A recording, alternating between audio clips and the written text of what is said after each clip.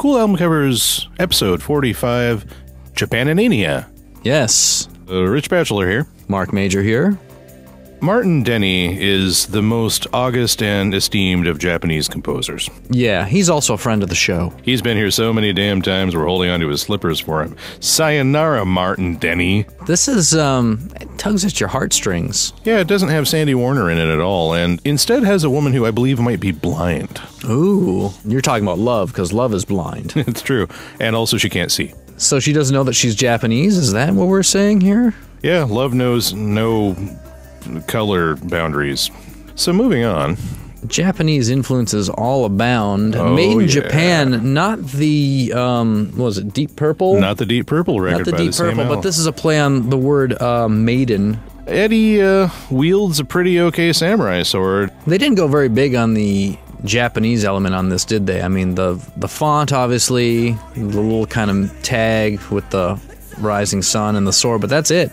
Yeah, I know. Like, if you happen to get a copy without that little tag saying Mini LP on it, yeah, you would know very little about this.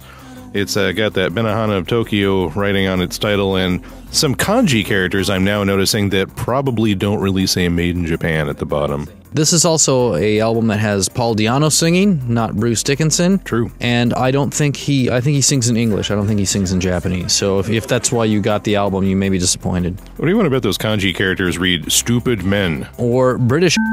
Yes.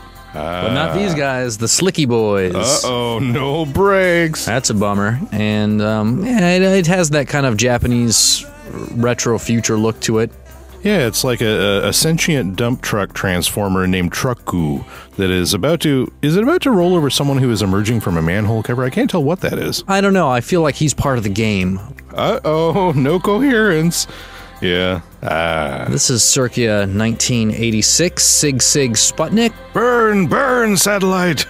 Tony James is the guy who put this band together. He was in a band with Billy Idol called Generation X. Huh. After that, he decided his next band would be a band that was fashion heavy and sort of music light. I am told that they named themselves after an actual Russian street gang. Yes, it's true, and it just looked cool. This cover is great because they just slathered on as much Japanese characters. In fact, that might even just be a toy box that was scanned and then they put Flaunt and Sigue Sputnik over it. So all the Japanese characters might be the original packaging. Oh, nice. They might be telling you that this thing fires rockets and lights up, which, of course, Tony James would love, if that's what it said. Yeah, he loves lighting things up and also firing something out of what looks like its penis.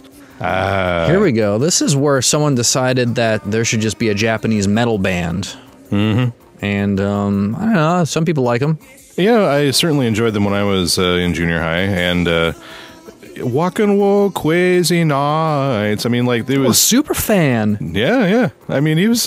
it was adorable to listen to that little tiny guy, like, you know, being utterly unable to pronounce his R's. I mean, it was like, you know, a big baby that was singing for a heavy metal band. You notice how that the novelty here was the fact that they were from Japan, and so they wanted to milk that as much as possible with this cover. Yeah, like back then, Japan equaled cool. I myself, for some reason, had a lot of shirts that had kanji characters that read God knows what on them.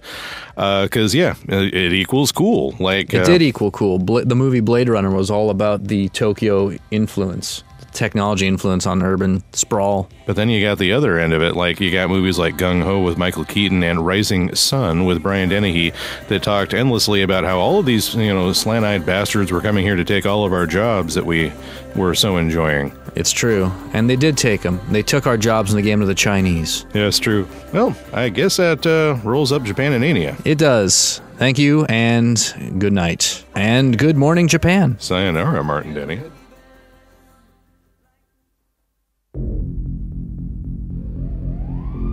Cable is dead. Low power TV, here and now. Network 21. Network 21. Network 21. Network 21.